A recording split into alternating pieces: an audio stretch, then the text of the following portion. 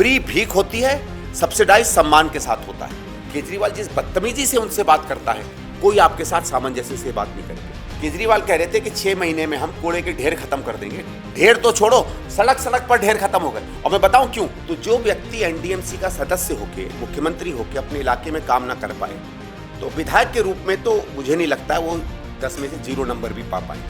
तो हम ये कह रहे हैं कि इसने क्या किया, लोगों का मन लुभावने के लिए, करने के लिए दिल्ली की सरकार को तो पंगु बना दिया, आगे अब खर्च नहीं हो पाता है और इसलिए इंफ्रास्ट्रक्चर पर पैसा नहीं लग पाया।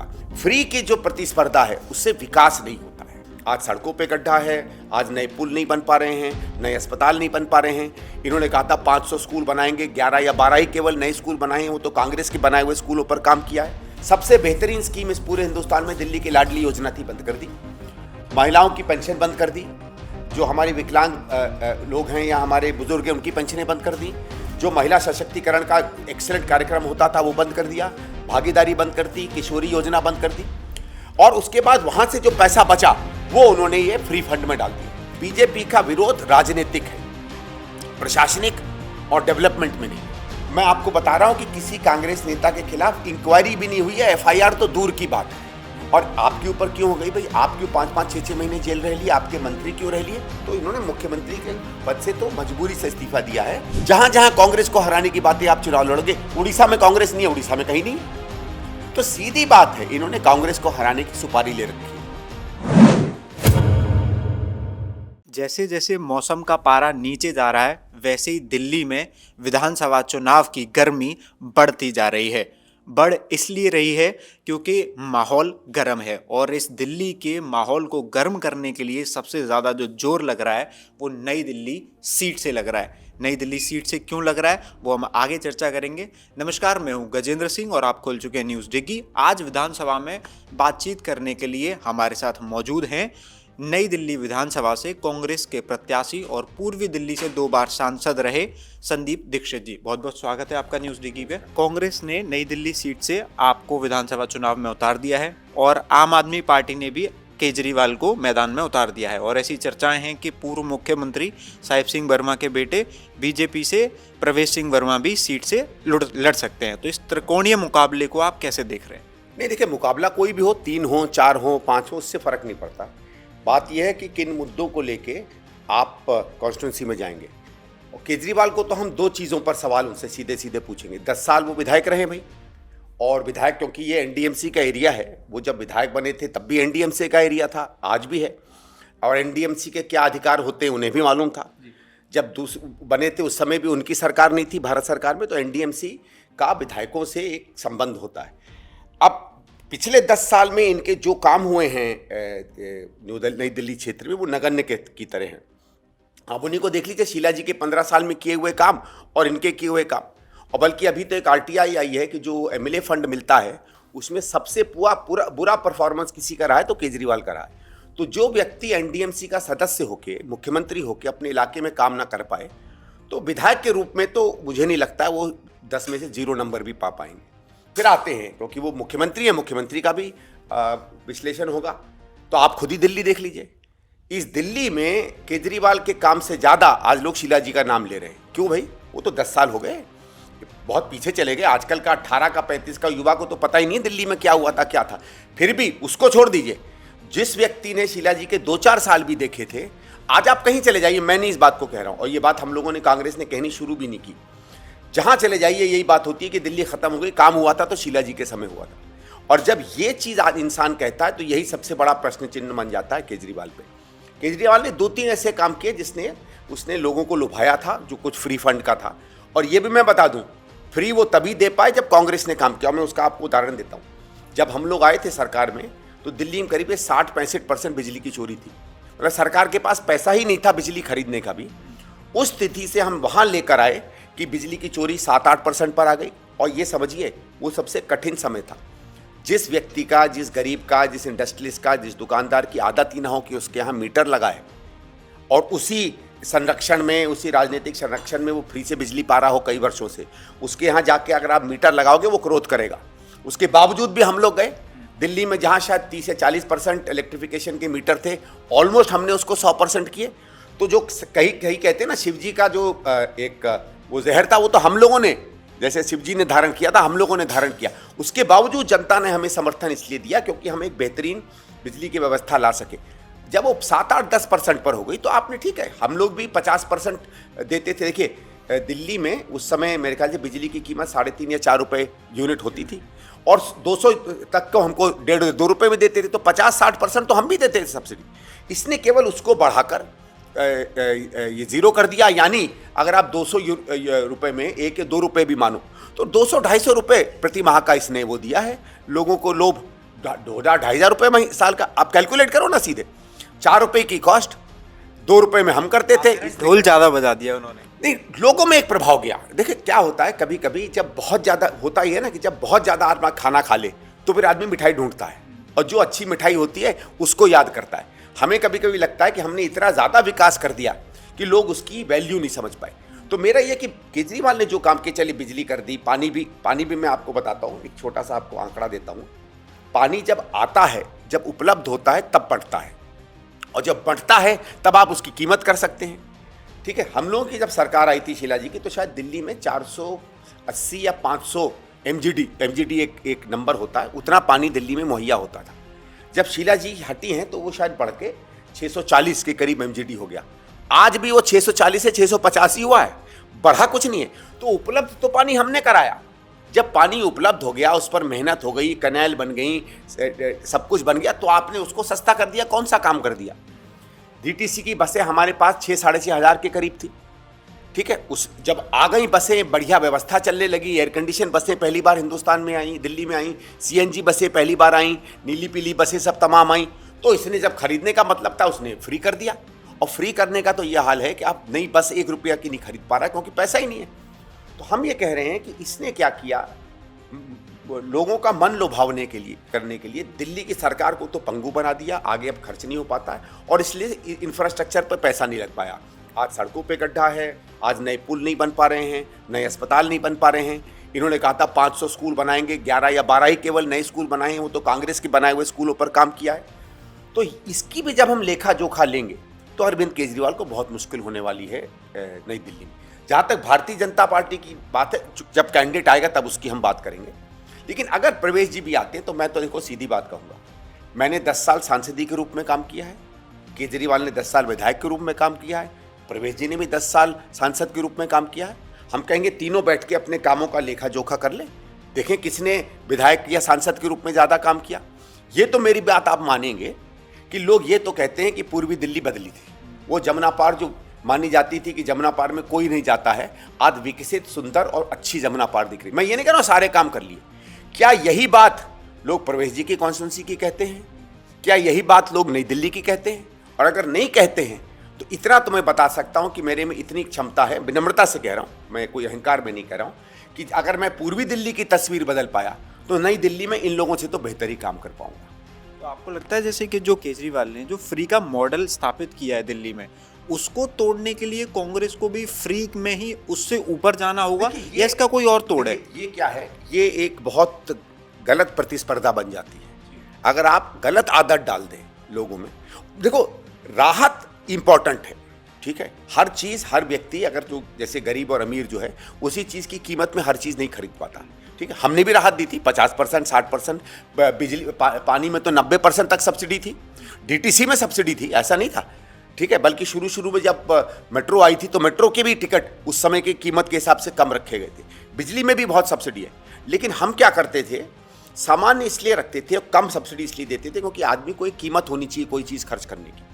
भाई आप जैसे मैं एक छोटा उदाहरण देता हूँ, पैसे वालों के घर के बच्चे होते हैं, वो उनको चाहें तो 1 लाख रुपया भी महीना पॉकेट मनी दे सकते हैं, क्यों नहीं देते? क्योंकि कहते हैं बच्चे की आदत बिगड़ जाएगी खुद मेहनत करने की। बात ये नहीं है कि आप दे नहीं सकते, बात ये नहीं है कि आप बच्चे को कम प्यार और सम्मान दे रहे हैं, बात होती है एक आदत की, कि आप कोई चीज़ आपको मिले उसको आप सम्मान से लें, भीख के रूप में नहीं। फ्री भीख होती है, सब्सिडाइज सम्मान के साथ होता है। सम्मान निधि तभी कहा जाता है कि ठीक है भाई, हम आपको कुछ मदद कर रहे हैं, हम आपकी सरकार है, हम आपके साथ खड़े हैं। लेकिन अब क्या हो गया है कि राजनीति में दिक्कत क्या है कि प्रतिस्पर्धा कभी कभी गलत चीज़ों में भी हो जाती है। अगर विकास विषय नहीं है, अगर लोग काम पर वोट नहीं दे रहे हैं, अगर लोग सरकार पर सवाल नहीं खड़े कर रहे हैं कि हमारी हवा ऐसी क्यों है कि हम सांस नहीं ले पा रहे, अगर लोग सरकार पर सवाल ये नहीं उठा रहे कि जमुना जी का वो हाल क्यों है कि जमुना जी में अब छठ की पूजा नहीं हो पाती है, अगर लोग क्यों सरकार को सवाल नहीं पूछ पा रहे हैं कि दिल्ली में जहाँ सरपट दौड़ती हुई सड़कें थी वहाँ आज गड्ढे क्यों हैं, अगर शीला जी ने 18 नए अस्पताल दिए तो तुम एक भी नया क्यों नहीं दे पाए, इस पर क्यों नहीं पूछते हैं। आपने कहा था हम हर कॉन्स्टिट्यूंसी में कॉलेज देंगे, एक भी नहीं दे पाए, तो इस पे सवाल बनते हैं। अगर लोग ये सवाल नहीं पूछेंगे तो फिर इन चीज़ों पे क्या फ्री है क्या नहीं है इन्हीं पर चर्चा आती है। और मुझे लगता है दुर्भाग्य से फ्री की जो प्रतिस्पर्धा है उससे विकास नहीं होता है। आपका आज का दिन हो सकता है थोड़ा बेहतर हो जाए, लेकिन लंबा विकास वो कभी नहीं हो पाएगा। चक्रव्यूह को भेदना थोड़ा मुश्किल रहेगा, जो फ्री की आदत है। चक्रव्यूह भेदना मुश्किल नहीं होता, आपको लोगों के बीच में जाके लोगों को अपना तर्क समझाना पड़ता है। और अगर शुरू में लगता है कि लोग कहते नहीं, देखिए हमने कैसे कहा है कि हम शीला जी वाली दिल्ली वापस लाएंगे, विकास की दिल्ली लाएंगे, लेकिन जो सहूलियतें केजरीवाल ने दी हैं उसको हम वैसे ही रखेंगे, हम उसको खत्म नहीं करेंगे। क्योंकि देखिए कांग्रेस को अगर आप देखिएगा, कांग्रेस या और भी एक केजरीवाल ही एक ऐसा उदाहरण था जिसने नहीं किया। हर सरकार जब पुरानी सरकार को हरा कर आती है तो पुरानी सरकार के अच्छे काम, देखिए बुरी से बुरी सरकार भी अच्छे काम करती है, ऐसा नहीं है कि सारे ही उसके काम बुरे होते हैं, उसमें जो अच्छे काम होते हैं उसको हमेशा कंटिन्यू करती है। ठीक है, नरेंद्र मोदी को आप देख लीजिए भाई, ये हाउसिंग वाली प्रधानमंत्री ये हाउसिंग स्कीम लाए, वो इंदिरा आवास योजना को उसने ठीक है बढ़ाकर आप अपनी राजनीतिक लाभ उठाने के लिए नाम बदल दो, स्कीम तो वही थी। ठीक है, आज आपने रूरल में एक लाइवलीहुड मिशन लाया, वो हमारे समय में जो लाइवलीहुड मिशन था उसी को आपने आगे बढ़ाया। आपने कहा कि हम गांव में वेलनेस सेंटर बनाएंगे, ये जो national rural health mission Congress का था उसी का कार्यक्रम था। तो हर नई सरकार ये नहीं करती कि पुराने के कामों को बंद कर दे। केजरीवाल ने क्या किया था दिल्ली में, सबसे बेहतरीन स्कीम इस पूरे हिंदुस्तान में दिल्ली की लाडली योजना थी, बंद कर दी। महिलाओं की पेंशन बंद कर दी, जो हमारे विकलांग लोग हैं या हमारे बुजुर्ग हैं उनकी पेंशनें बंद कर दी, जो महिला सशक्तिकरण का एक्सेलेंट कार्यक्रम होता था वो बंद कर दिया, भागीदारी बंद कर दी, किशोरी योजना बंद कर दी, और उसके बाद वहाँ से जो पैसा बचा वो उन्होंने ये फ्री फंड में डाल दिया। तो हम ये नहीं करेंगे, हम कहेंगे कि जो चीज़ें इनकी स्कीम लोगों को पसंद है, जिसको लगता है लोगों में अच्छा असर हुआ है, तो उसको तो हम कंटिन्यू करेंगे, लेकिन जो बर्बाद हुई है दिल्ली, जहाँ विकास खत्म हुआ है, उस तरीके की दिल्ली को वापस लाएंगे। आज के संदर्भ में कौन से नई पुल बनने हैं, कौन से नए ब्रिज बनने हैं, कहाँ कहाँ हम कॉलेज बना सकते हैं। आज जो हायर एजुकेशन पूरी की पूरी केजरीवाल के अंदर प्राइवेटाइज हो गई। भाई शीला जी ने 5 या 6 यूनिवर्सिटियाँ बनाई, इसने तो एक भी नहीं बनाई, और ये कहता है कि मैंने स्किल डेवलपमेंट की बनाई। वो तो जौनापुर में सिंगापुर और भारत सरकार के बीच में मैडम और मनमोहन सिंह जी के समय जो दस्तखत हुए थे, उसके अंदर एक स्किल डेवलपमेंट का इंटरनेशनल सेंटर बना, उसी सेंटर को इसने यूनिवर्सिटी बना दिया। वो तो कोई भी बना सकता है भाई। आप अपने घर को बंगला घोषित कर दो, घर तो घर ही रहेगा ना। अगर घर के कमरे वही हैं, घर में खाना पीना वही मिल रहा है, तो मैं इसको फ्लैट कह लूँ, मैं इसको बंगला कह लूँ, मैं इसको महल कह लूँ, मैं इसको किला कह लूँ। किला कहने से फ्लैट जो है किला नहीं बन जाता है, किले की एक अलग रूप होती है। तो हम तो ये कह रहे हैं कि वो सब चीज़ें जो ये नहीं कर पाया है। और एक चीज़ मैं आखिरी में स्पष्ट करता हूँ, हम रोते धोते नहीं जाएंगे कि मम्मी मुझे काम नहीं करने दिया, सरकार ने मुझे काम नहीं करने दिया। ये देखिए, एक निकम्मा बच्चा जो होता है ना, वही कहता है कि टीचर ने मुझे नंबर नहीं दिए इसलिए मैं फेल हो गया, मम्मी बड़े भैया ने मुझे मारा, मम्मी फलाने मेरे पीछे। तो क्या होता है, माँ बाप जो है घर का जो कमज़ोर और जो लाचार और निकम्मा बच्चा होता है उसके प्रति ज़्यादा सहानुभूति रखते हैं। किसी को बुरा लग रहा हो तो मैं माफ़ी मांगूंगा, लेकिन ये भारत की, कम से कम हमारे परिवारों की, हमारे संस्कारों की है। ये वही इमेज देता है बेचारा मैं। हमें बेचारा मैं नहीं चाहिए, हमें लड़ता हुआ अपने अधिकारों के साथ, मुख्यमंत्री के अधिकारों के साथ, दिल्ली के विकास के अधिकारों को हक से मांगता हुआ मुख्यमंत्री चाहिए। शीला जी ने भी काम किए थे, बीजेपी की सरकार थी। कुछ लोग कह रहे हैं कि 10 साल हमको ऊपर जो है कांग्रेस की सरकार मिली, तो एमसीडी में बीजेपी थी। भाई इतना काम तो एमसीडी का होता है। उस समय एमसीडी के लोगों की तनख्वाहें क्यों नहीं रुकी? उस समय आपको कूड़े के ढेर क्यों नहीं दिखे? उस समय आपको दिल्ली में जिस तरह की आज बर्बाद हालत होती थी वो क्यों नहीं दिखी? केजरीवाल कह रहे थे कि 6 महीने में हम कूड़े के ढेर खत्म कर देंगे। ढेर तो छोड़ो, सड़क सड़क पर ढेर खत्म हो गए। और मैं बताऊं क्यों? क्योंकि जो कूड़ा इकट्ठा होता है वो जो आपके मुकरबा चौक है या हमारे गाजीपुर में जो साइट है वहीं जाके डलता है। और आप अगर कभी मुझे मौका देंगे, मैं आपको इन दोनों जगह जाके दिखाऊंगा कि हमने इन कूड़े के ढेरों पे क्या किया था। अगर आप 1 मिनट दें, वो मैं इसके बाद आऊँगा। अब ये क्या कर रहे हैं कि वो तो बढ़ता जा रहा है, उसको कैसे रोकें? इकट्ठा ही मत करो कूड़ा। इसीलिए आज सड़कों में जो आपको कूड़ा दिख रहा है वो इस षड्यंत्र के अंदर दिख रहा है। हमारे समय में सुएज साफ होते थे, आप देखो आज हर बारिश में इतना इतना पानी भर जाता है। क्यों भाई? कांग्रेस के समय तो नहीं भरता था। एक बार भरा था कॉमनवेल्थ के समय, जब बहुत लंबी बारिश हुई थी तो आप ही लोगों ने हाहाकार मचा दिया था, लेकिन 10 साल में तो कभी नहीं हुआ। इसके साथ तो हर साल होता है। आप देखो पानी का, वो इसलिए हुआ क्योंकि ना पैसा है इनके पास और इनके पास रोने की आदत है। तो एक तो ये रोएंगे नहीं हम, चाहे दिल्ली में, जब मैं नई दिल्ली में अगर मैं लोगों के आशीर्वाद से बनता हूं विधायक, तो ये नहीं कहूंगा कि एनडीएमसी काम नहीं करने देती। अगर काम नहीं करने देती तो मैं निकम्मा विधायक हूं, तो मुझे तो सिद्ध करना पड़ेगा कि नहीं, मैं आपके काम के लायक हूं। इसी तरीके से आपको सिद्ध करना पड़ेगा कि आप लायक मुख्यमंत्री हो। रोने धोने से नहीं चलता है। दूसरी चीज उसी के साथ जुड़ी हुई है कि सरकार के साथ हम सामंजस्य बना के चलेंगे। हम बीजेपी से के विरोधी हैं, इनसे ज्यादा हैं। ये तो बीजेपी के साथ कई बार खड़े हुए जाके, लेकिन बीजेपी का विरोध राजनीतिक है, प्रशासनिक और डेवलपमेंट में नहीं है। जब हम दिल्ली के मुख्यमंत्री बनते हैं, दिल्ली की सरकार बनती है कांग्रेस की, तो नरेंद्र मोदी हमारे भी प्रधानमंत्री हैं, उनसे भी हमें पैसा चाहिए, उनसे भी हमें विकास चाहिए। जब हम बाहर आते हैं, चुनाव आते हैं या कोई बीजेपी की गलत नीति होती है, तब इसी नरेंद्र मोदी को हम लोग उसकी खिलाफत भी करेंगे। लेकिन काम आपका होना चाहिए, सुचारू तरीके से होना चाहिए और आपको सभ्यता से लोगों से बात करनी चाहिए। मैं आपको बताता हूं, कई बार मुझे अधिकारियों ने कहा है कि चाहे ऊपर के एलजी साहब ने भी एक दो बार बताया, मैं एलजी साहब का नाम नहीं लूंगा, केजरीवाल जिस बदतमीजी से उनसे बात करता है, कोई आपके साथ सामंजस्य से बात नहीं करेंगे। और जो मैं आपको एक उदाहरण दे रहा था सफाई की, मैं आपसे एक कहूंगा, आप मुकरबा चौक चले जाइए, ठीक है? आप अगर समझ लीजिए आईएसबीटी की तरफ से मुकरबा चौक जाते हैं, तो जो लूप आता है, लूप पे आप घूमेंगे और नीचे आएंगे तो दाहिनी तरफ आपको बहुत बड़ा विशाल मिलेगा मुकरबा चौक का, वो जो जहांगीरपुरी का ढेर है। बाईं तरफ आप देखिएगा तो आपको ग्रीन जंगल दिखेगा। ये भी वही था, ये वहां भी इसी तरीके का ढेर लगता था।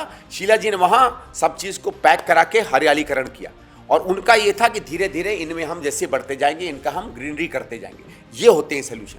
अगर आप गाजीपुर की चले जाइए तो आज भी शीला जी के किए हुए काम के अवशेष बचे होंगे। कुछ कुछ जगहों पे आप देखिएगा कि मट्टी दबी हुई है, उस पर जालियां डली हुई हैं और उस पर अल्टीमेटली ग्रीनरी होती।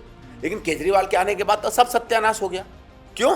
क्योंकि ये हर बार जब काम नहीं कर पाता है तो रो कर कह सकता कि मुझे काम नहीं करने दिया जा रहा है। दुर्भाग्य की बात यह है कि इस पढ़े लिखे शहर में लोग इस झांसे में आ जाते। केजरीवाल जब जेल से बाहर आते हैं, इस्तीफा देते हैं और आतिशी को मुख्यमंत्री बनाते हैं। और अभी कुछ समय पहले उन्होंने महिलाओं के लिए 2100 रुपये हर महीने हर महिला की दिल्ली के लिए अनाउंस भी किया।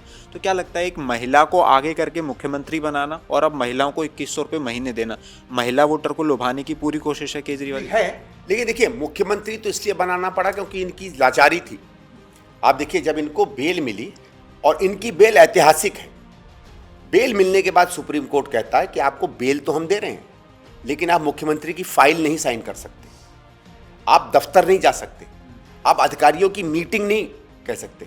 इसका क्या मतलब है? देखिए, मुख्यमंत्री पद से तो सुप्रीम कोर्ट नहीं हटा सकता क्योंकि वो तो विधायक चुनते हैं।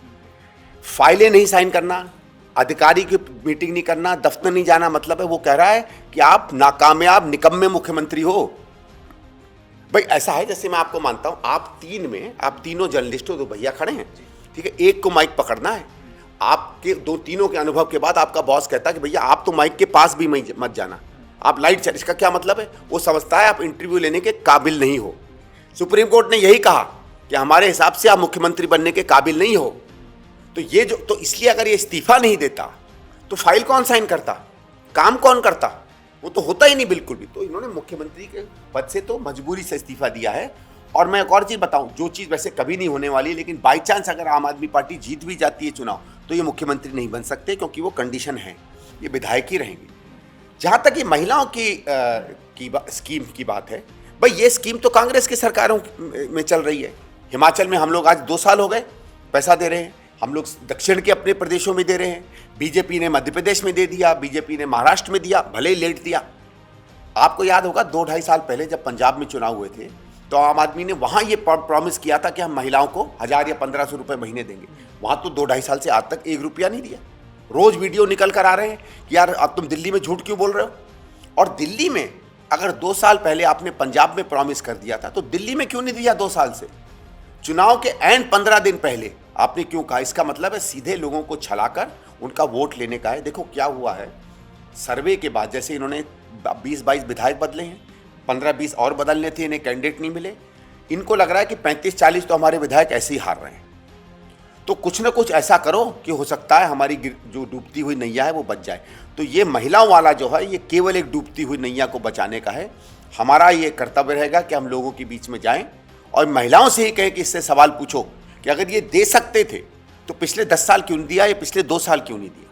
आप जो कह रहे हैं कि इन्होंने कई सीटें बदली हैं, उसमें मनीष सिसोदिया की भी सीट है जो पर्परगंज से जंगपुरा की गई है, राखी बिरला की भी सीट है जो बड़े विधायक रहे इनके उनके की गई है। तो आपको लगता है आम आदमी पार्टी के खिलाफ जो एंटी इनकम्बेंसी है उसको लेके ये डर रहे हैं, या डर का माहौल आम आदमी पार्टी में? स्वाभाविक है, जब आप बदलोगे, ऐसा तो है नहीं कि अच्छे विधायक को आप बदलोगे। अच्छा अगर विधायक है तो फिर क्यों बदलोगे, फिर तो कोई लॉजिक नहीं है। हमें तो ये खबर थी कि ये 32 लोगों को बदल रहे हैं, बाकी 10 में जो भी कारण है मेरे ख्याल से प्रेशर पड़ा, माहौल बना कि ये लोग हार रहे हैं, बदल रहे हैं। लेकिन मैं एक चीज़ कहूँगा, आम आदमी पार्टी के विधायक के बारे में कोई कुछ नहीं जानता। मेरे जो भैया खड़े यहाँ कई लोग हैं, आप उनसे पूछ लो अपने आम आदमी पार्टी के विधायक का नाम जानेंगे, शायद नहीं जानते होंगे, क्योंकि आम आदमी का वोट केजरीवाल के नाम पे पड़ता है। तो एंटी इनकम्बेंसी इनके यहाँ विधायक की नहीं होती है, सरकार की होती है। इसलिए आप विधायक कोई भी बदल लो, जहां एंटी इनकम्बेंसी है वो केजरीवाल के खिलाफ एंटी इनकम्बेंसी है, और वो नहीं बदलेगी ये कितने भी कैंडिडेट बदल ले। आप इस बार देख रहे हैं कि कांग्रेस ने, पिछली बार मैं बात करूं अगर 2020 के जब चुनाव हुए तो वहां पर जो बीजेपी है वो 8 सीट जीतती है और आम आदमी पार्टी 62 सीट जीतती है, कांग्रेस का खाता नहीं खुलता है। इस बार कांग्रेस ने अभी तक 21 सीटों पर अपने प्रत्याशी उतार दिए, जिसमें अनिल चौधरी जी हैं, बड़े नेता हैं, देवेंद्र यादव हैं, अभिषेक दत्त हैं और आप खुद हैं। तो इस बार लगता है आपको कि कांग्रेस मेन गेम में होगी और अपना खाता खोल पाएगी? लगता है, बिल्कुल सीधे लगता है। देखिए ऐसा है, क्या माहौल था पहले, क्या था, कोई कांग्रेस की बात नहीं कर रहा था। एक जो झूठा माहौल बनाया गया था 2012-13 में, वो फिर भी लोगों के दिल में, दिमाग में था। आज वो नहीं है। आज दिल्ली की सड़कों पे कांग्रेस की बात हो रही है, चाहे शीला जी के नाम पे हो रही हो, चाहे विकास के नाम पर हो रही हो, कांग्रेस की बात हो रही है। और जब जनता आपकी बात करने लगती है तो आपका केवल काम ये होता है कि उस बात को आप वोट पे कन्वर्ट कर दें। तो कांग्रेस अच्छा करेगी, बहुत अच्छा करेगी। आपकी पार्टी कांग्रेस या आप इस बार किन बेसिक मुद्दों को, या क्या क्या मुद्दे हैं जिनको लेकर आप जनता के बीच जा रहे हैं? केजरीवाल का जो विकास नहीं हुआ है हर स्तर पर, हम तो हर स्तर पर इसकी पोल खोलेंगे, ठीक है। और वो आएगा, जब समय आएगा आप उसको एक एक करके देखिएगा। इसके भ्रष्टाचार पे, और भ्रष्टाचार इसका छोटा मोटा नहीं है, भले लोग माने ना माने। फिर इसने हम पे जो आरोप लगाए थे, कहाँ गए वो आरोप 10 साल से भाई? वो 360 पेज की फाइल जो ये लिए घूमता था, उसका मैं आपको सीक्रेट बताऊं। एक बार क्या हुआ कि मुख्यमंत्री जी के पास भारतीय जनता पार्टी के सांसद गए, जब ये 2015 में शायद दोबारा चुनकर आए थे। उसमें विजय कुमार मल्होत्रा जी या कोई और था जिनसे मेरे अच्छे रिश्ते हैं, वो भी गए थे। तो वहाँ उन्होंने अपील की कि भैया शीला जी के खिलाफ आपके पास भ्रष्टाचार के आरोप हैं, उन पर केस करिए, जो एक सामान्य ऑपोजिशन पार्टी करती है। तो मैंने उस दिन या अगले दिन उनको फ़ोन करके पूछा क्या रहा, तो हंसने लगे और कहने लगे यार ये तो बड़ा कपटी आदमी है। मैंने कहा क्या हुआ? कहने लगा जब मैंने उनसे कहा कि प्रूफ क्या है तो उसने 350 की फाइल मेरे सामने रख दी। और ये बात इनके अधिकारियों ने भी मुझे बताई, IAS के, जिनके पास वो क्या था, वो प्रूफ नहीं था, वो 350 पेपरों की कटिंग थी। ये प्रूफ होता है? किसी भी तरीके का साक्ष्य नहीं, एक भी नहीं था। 350 पेज को किसने बीजेपी को दिखा कि मेरे पास ये प्रूफ है, बीजेपी वाले पढ़ें और कहें यार अब बेवकूफ़ को क्या कहें कि पेपर कटिंग प्रूफ नहीं होता है। ये तो इसके पास सबूत थे भाई। और मैं इनसे पूछता हूँ ना, ये कह रहे थे कि मेरे पास एंटी करप्शन ब्यूरो नहीं है इसलिए मैं केस नहीं कर सकता। तो लोकायुक्त तो है, इसने तो कूद कूद के देश को कहा था कि लोकपाल ले आओ देश सुधर जाएगा। तो लोकपाल नेशनल होता है, स्टेट में लोकायुक्त होता है, भेज देते फाइलें लोकायुक्त। तो फाइलें किसके पास हैं? सारी दिल्ली सरकार के पास है ना। वो तो कोई गवर्नमेंट ऑफ इंडिया इनसे छीन के नहीं ले गई, तो वो फाइलें लोकायुक्त को भेज देते, सीधे कोर्ट भेज देते। यहाँ आपने देखा होगा हिंदुस्तान में बहुत केस हुए हैं भाई। अब जैसे आप देखो सुब्रमण्यम स्वामी ने कांग्रेस के खिलाफ 1-2 केस किए, भले फर्जी हो, वो फाइल लेके गया, सीधे उसने कोर्ट में अपील की, वो चालू हो गया। सुब्रमण्यम स्वामी के पास तो कोई CBI ED नहीं है, गलती हो कम से कम केस तो हुआ। ऐसे बहुत से उदाहरण हैं। अच्छा आपको याद होगा पहले ये रोज फाइल किया करता था, तो करप्शन का प्रूफ तो फाइलों में मिलता है, कोई वीडियो तो है नहीं पैसा लेते हुए देते हुए। तो वो फाइलें निकाल के दिखा देते कि देखो यहाँ कांग्रेस ने भ्रष्टाचार किया था। एक भी सबूत ना ये सामने ले पाए। मैं आपको बता रहा हूं कि किसी कांग्रेस नेता के खिलाफ इंक्वायरी भी नहीं हुई है, FIR तो दूर की बात है। और आपके ऊपर क्यों हो गई भाई? आप क्यों 5-5, 6-6 महीने जेल रह लिए? आपके मंत्री क्यों रह लिए? और वो तो कोर्ट ने आपको रखा है अंदर। इसका मतलब है कुछ तो, मैं ये नहीं कह रहा हूं कि आप दोषी हो निर्दोषी हो, वो तो कोर्ट तय करेगा। कुछ तो होगा कि आप एक एक साल जेल रह लिए और कांग्रेस का आप मंत्री मुख्यमंत्री तो छोड़िए, कोई विधायक तक के ऊपर अभी तक केस नहीं चल रहा है। तो एक बात तो हो गई कि 10 साल में एक बात तो साफ स्पष्ट हो गई कि कांग्रेस के ऊपर सारे के सारे इल्जाम 100% बेबुनियाद थे, और जिस कीचड़ की बात ये औरों पे करते थे ये उसी में खुद डूब रहे हैं। मैं ग्राउंड पे भी घूम रहा हूँ लोगों के बीच में बात करते हुए कि इस बार क्या माहौल है, तो लोग ये कह रहे हैं कि कांग्रेस जो है आम आदमी पार्टी को टारगेट कर रही है, उनको रोकने की कोशिश कर रही है और वहीं वोट भी काटेगी आम आदमी पार्टी के, मगर बीजेपी बाजी मार जाएगी, वो फायदा उठा जाएगी। तो आपके टारगेट पे बीजेपी भी होगी 100%। देखिए बीजेपी को तो हमें टारगेट करना ही करना है, क्योंकि देखिए दिल्ली में, क्योंकि भारत सरकार का एक बड़ा रोल है। दूसरा, दिल्ली में बीजेपी 10-15 साल एमसीडी में रही, ठीक है। एमसीडी मेरे ख्याल से जितनी खराब दिल्ली की चली है किसी की नहीं चली। वो दूसरी बात है कि बीजेपी की एमसीडी से ज्यादा खराब आम आदमी पार्टी की एमसीडी हो गई, पर वो उन दोनों के बीच में है। कूड़े के ढेर देख लीजिए, टूटी हुई गलियां देख लीजिए, इनके खराब डिस्पेंसरियां देख लीजिए, इनके खराब स्कूल देख लीजिए, महाभ्रष्टाचार देख लीजिए। सबको पता है कि जब आपके यहाँ लैंटर्न डलेगा या बिल्डिंग बनेगी तो जेई बिल्डिंग या कॉरपोरेटर से फोन नहीं कराओगे, उनको पैसा नहीं दोगे, आप कंस्ट्रक्शन नहीं कर सकते। बीजेपी का व्यापक भ्रष्टाचार रहा एमसीडी में, तो उस पर तो हम सवाल उठाएंगे। यहाँ क्योंकि आप केजरीवाल की बात कर रहे थे as a candidate against me, इसलिए मैं आम आदमी पार्टी पर ज़्यादा फोकस कर रहा था। और यहाँ एमसीडी नहीं है, लेकिन बाकी दिल्ली में हम एमसीडी का सवाल उठाएंगे। फिर डीडीए इनके पास है। आपको याद है एक ज़माने में कांग्रेस के समय में कितनी कॉलोनियाँ डीडीए ने बसाई, कितनी डीडीए की कॉलोनियाँ मानी जाती हैं, अच्छे अच्छे घर बनाए, उसने पुल भी बनाए, इंफ्रास्ट्रक्चर भी बनाया। आज दिल्ली में चाहे डीडीए हो चाहे भारत सरकार हो, 2-3 जो हाईवे बना रहे हैं जिनका दिल्ली से कोई लेना देना नहीं, मेरठ हाईवे, देहरादून हाईवे, उसके अलावा दिल्ली के लिए क्या किया भाई भारत सरकार ने? 10 साल तुम रहे हो, क्या किया दिल्ली के लिए? क्या किया आपने? अपने लिए सेंटर बना दिए मीटिंग करने के। ये तो गवर्नमेंट ऑफ इंडिया का काम है। दिल्ली के नागरिकों के लिए एक भी नया पार्क खोला हो, एक भी नई कोई एंटरटेनमेंट की फैसिलिटी खोली हो, कोई दिल्ली में नया भारत सरकार ने अस्पताल बनाया हो? वही एम्स, वही सफदरजंग पुराने चल रहे हैं। कुछ नया आपने दिल्ली के लिए नया किया क्या है? दिल्ली में इंफ्रास्ट्रक्चर की बुरी हालत है, उस पर आपने क्या किया है? और दूसरी चीज़ जो पूछेंगे वो लॉ एंड ऑर्डर है। आज लॉ एंड ऑर्डर की बहुत बुरी हालत है। वो टीवी चैनल जो कभी बात नहीं करते थे नरेंद्र मोदी सरकार के बारे में, वो भी कह रहे हैं कि महिला सुरक्षित नहीं है। और ये सवाल तो दोनों प्रधानमंत्री से भी और मुख्यमंत्री से हम पूछेंगे। तो बीजेपी को हम छोड़ेंगे नहीं, लेकिन जैसे मैंने कहा कि क्योंकि आपका वो इंटरव्यू नई दिल्ली केंद्रित था, नई दिल्ली में हमारे प्रमुख जो ऑपोजिशन है वो केजरीवाल है, और बात वोट काटने की नहीं होती। हम अपना वोट वापस ले रहे हैं, हम विकास का वोट वापस ले रहे हैं। और ये सवाल तो केजरीवाल से पूछना चाहिए था ना, क्या करने चले गए थे हरियाणा में, क्या करने चले गए थे उत्तराखंड में, क्या करने चले गए थे गोवा में? अरविंद केजरीवाल उन्हीं राज्यों में चुनाव लड़ता है जहां मेन ऑपोजिशन या सरकार में कांग्रेस है। मैं आपसे सवाल पूछता हूं ना, बंगाल में कांग्रेस नहीं है, ममता है, बंगाल में क्यों नहीं चुनाव लड़ते? तमिलनाडु में क्यों नहीं चुनाव लड़ते? और जैसे 1-2 प्रदेश अब निकाल लीजिए जहां कांग्रेस नहीं है, जहां दूसरी पार्टियां ज़्यादा महत्व में, आंध्र प्रदेश है, आंध्र प्रदेश में क्यों नहीं लड़ते? आप तो अपने आप को ऑल इंडिया पार्टी कहते हो। कांग्रेस दिल्ली में है तो आप चुनाव लड़ोगे, कांग्रेस उत्तराखंड में है तो आप चुनाव लड़ोगे, कांग्रेस हिमाचल में है तो आप चुनाव लड़ोगे, कांग्रेस पंजाब में आप चुनाव लड़ोगे, कांग्रेस हरियाणा में आप चुनाव लड़ोगे। जहां जहां कांग्रेस को हराने की बात है आप चुनाव लड़ोगे। उड़ीसा में कांग्रेस नहीं है, उड़ीसा में कहीं नहीं है। तो सीधी बात है, इन्होंने कांग्रेस को हराने की सुपारी ले रखी है। हमने कांग्रेस को, ना बीजेपी को हराने की सुपारी ली है, ना हमने आम आदमी पार्टी को हराने की सुपारी ली है। हमने दिल्ली में वापस विकास लाने की सुपारी ली है, अगर सुपारी ली है तो। एक आखिरी सवाल करेंगे आपसे। शीला दीक्षित जी 1998 से 2013 तक मुख्यमंत्री रहती हैं, 15 साल। एक दिल्ली का व्यक्ति शीला दीक्षित जी से एक अलग लगाव महसूस करता है, क्योंकि 15 साल तक उन्होंने दिल्ली को सर्व किया, मुख्यमंत्री रहीं। तो क्या उस लीगेसी को मेंटेन करने का भी एक प्रेशर आपके ऊपर रहेगा? नहीं, वो इतना नहीं। देखिए, मैं कहूँ कि 10 साल सांसद रहा हूँ, तो मेरी सांसदी के काम पे भी सवाल उठाए जाते हैं, अच्छे बुरे जैसे भी हों। उसके बाद कांग्रेस का प्रवक्ता भी रहा हूँ। होता है जब आदमी नया नया राजनीति में आता है और अगर किसी पारिवारिक संदर्भ में आता है तो वो प्रश्न उठता है।